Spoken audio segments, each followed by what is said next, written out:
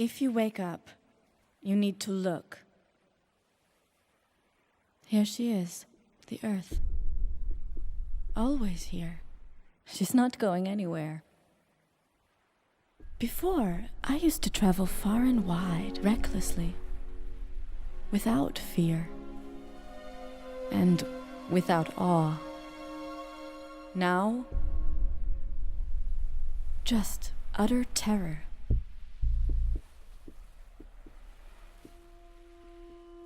This water calls to me, promising peace. Promises me a warm embrace into which I could just disappear. That's how it starts. And that's how it could end. Why this fear? Where was it until yesterday? Until yesterday, I was unaware. I was tireless. Today, I have no idea who I am. I'm simply afraid. Afraid of this darkness and of my gravity. I am consuming myself. I don't understand. The more empty I am, the more heavy I feel. I have no energy, only fear.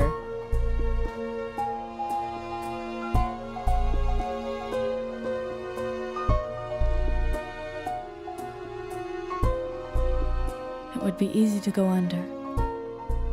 I could return to that maternal embrace. I'm alone with this fear.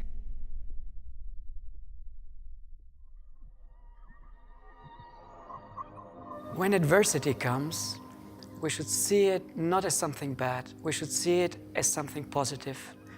They say that the whole world is not a chaos or is not a blind thing. It is made of an intelligence. Behind this world, they say, is consciousness. And consciousness forms everything.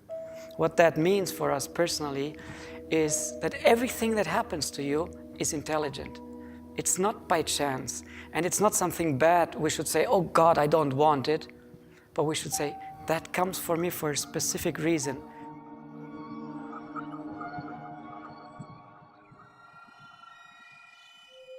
Suffering is really something that exists. It's kind of like the bumper sticker. Stuff happens. Challenges occur in our lives. Adversity will occur. We can't buffer ourselves entirely, no matter how privileged a life we may lead, no matter how lucky we are in terms of circumstances, stuff is going to happen. When adversity occurs, what we can do is we can learn how to adapt and respond more skillfully to that adversity. A good part of that is to be able to recover quickly once adversity happens, to be able to respond in the moment in the way which may be most helpful, but then to come very quickly back down to our baselines. And that's something that we can cultivate through training and a skill that we can learn.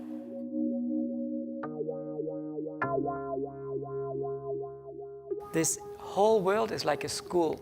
And this situation, this adversity comes to you because it pushes you to grow. You can go down because you say, I can't do it. Or you can say, I can do it. And I grow. And I pull out of myself the sources of my soul and of my inner strength and of my inner potential. That's what adversity is all about. So yogis say, first you calm yourself.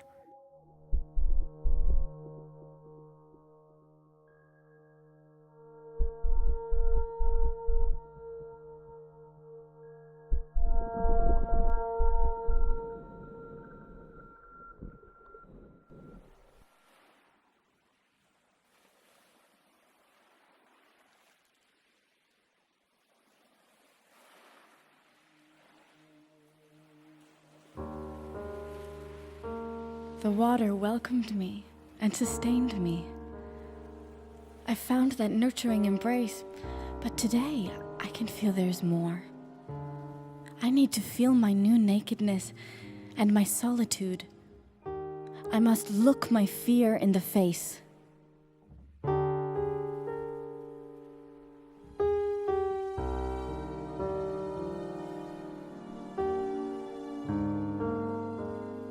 I need to go. Every moment is unique, and it's mine, full of fear and curiosity.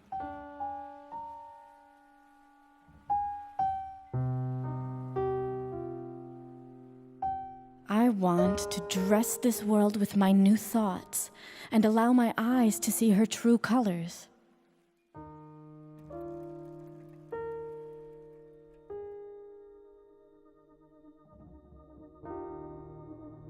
So about the relationship between the mind and the body, as a scientist, I think they are the same. Actually, there's no difference. Your mental world manifests itself in your bodily reactions. So whenever you're feeling something, part of it is your physical response. So there's no difference actually between the two. It's an artificial dichotomy. Emotions are expressed in our body, and if we listen to it, we are attentive to the state we're at, we can change the process that we feel in our body, and this will change the way we feel because they go together. The mind isn't up here, it's in here. So for Descartes and for the general idea of a soul in all religions that have a soul, a non-material substance that is independent of the body, then you have a problem in understanding how the soul can communicate with the brain and the body, because the soul is a separate entity altogether. But in the modern physical sciences, including the biological sciences, we think of the soul as just something we call the mind, and the mind is something that's part of what we call the brain, and the brain is part of the body, so it's all continuous. Body, mind, and soul have to be integrated.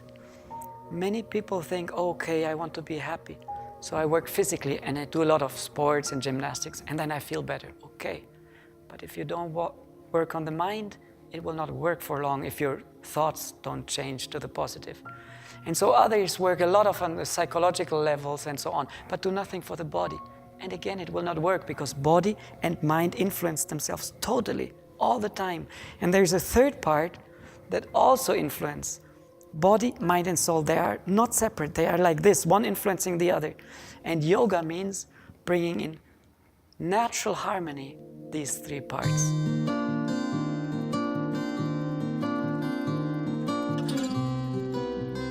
It's always a race to the end. Fear is inevitable, it's impossible to avoid.